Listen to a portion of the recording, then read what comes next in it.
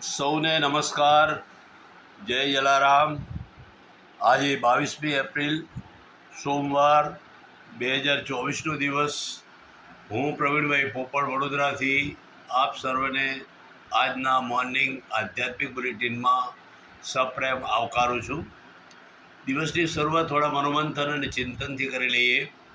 એક સરસ મજાનું કોટેશન યાદ આવે છે કે your mind is A magnet. If you think of blessings, it attracts the blessings. If you think of problems, it attracts the problems. એનો ગુજરાતી તર્જુમો કરીએ તો આપણું મગજ એ લોહ ચુંબક જેવું છે. જો તમે કોઈનું ભલું કે આશીર્વાદનું ચિંતન કરશો તો તમારા ઉપર ભગવાનની કૃપા અને આશીર્વાદ વરસવાના જ છે. જો તમે સમસ્યા વિશે વિચારશો, દુઃખ અને પીડા વિશે વિચારશો તો તમારી સમક્ષ દુઃખ અને પીડા આવી જ જવાનો છે. કારણ કે લોહ ચુંબક જેમ લોઢાને આકર્ષે છે, લોઢું તેને ચોંટી જાય છે, તેવી રીતે પરમાત્માએ આ મગજ એવું ઘડ્યું છે કે જેમાં તમે જેવું વિચારો તેવું તમને પ્રાપ્ત થાય. જેવું વિચારો એવું પ્રાપ્ત થાય તો ખરાબ શા માટે વિચારવું? કેટલીક વખત માણસો કોઈનું ભલુંનું ચિંતન કરતા હોય, કોઈને ઉત્કર્ષ માટે, કોઈની ભલાઈ માટે, કોઈને સારું કરવા માટેનું જો એના મનમાં ચિંતન ચાલતું હોય તો પરમાત્મા તેનું ચોક્કસપણે સારું કરે છે. જેમ મેગ્નેટ લોહચુંબક લોઢાને ખેંચે છે તેમ તમે જેવું વિચારો તેવું ખેંચે છે. કેટલાક માણસો દુઃખ અને પીડાને યાદ કરતા હોય, રોદડો રોતા હોય અને સતત તેના મગજમાં આ જ વિચારો ઘૂમરાયા કરતા હોય તો તેની સમક્ષ ઓટોમેટિકલી દુઃખ અને પીડા આવી જ જવાનો છે. એટલે મગજને સારા વિચારોથી ભરો, ખરાબ વિચારોથી ભરશો નહીં. કોઈનું બુરું વિચારશો નહીં, કોઈ ચિંતા મગજમાં રાખશો નહીં તો તમારા જીવનની અંદર હંમેશા સારું જ થવાનું છે, બુરું થવાનું નથી. આપણા શાસ્ત્રોમાં પણ એક કથામાં મેં સાંભળેલું કે કથાકાર એક ઉદાહરણ આપતા હતા કે આકાશમાં 24 કલાક શિવજીના ગણો ફર્યા જ કરે છે. શિવજીના ગણો તથાસ્તુ તથાસ્તુ કહેતા ફરે છે.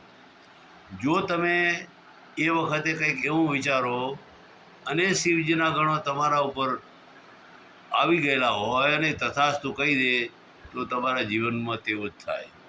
એટલે જેવું આપણે વિચારીએ તેવું થાય. ક્યારેય પણ કોઈનું બુરું વિચારવું નહીં, ક્યારેય દુઃખ કે આફત વિશે પણ વિચાર કરવા નહીં.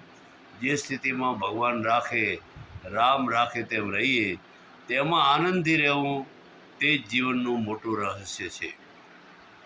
માણસની અક્ષણ ભંગુર જિંદગી છે. દુઃખ અને આફતમાં પીડાયેલા કેટલાય પરિવારોને આપણે જોઈએ છીએ. કેટલા માંદગીમાં ફસાયેલા હોય છે, કેટલા દેવાદાર હોય છે. તેમ છતાંય માણસ પોતાનું જેવા પ્રકારનું ચિંતન કરે તેવું તેની સમક્ષ આવી જાય તેવું આ કોટેશન કહે છે.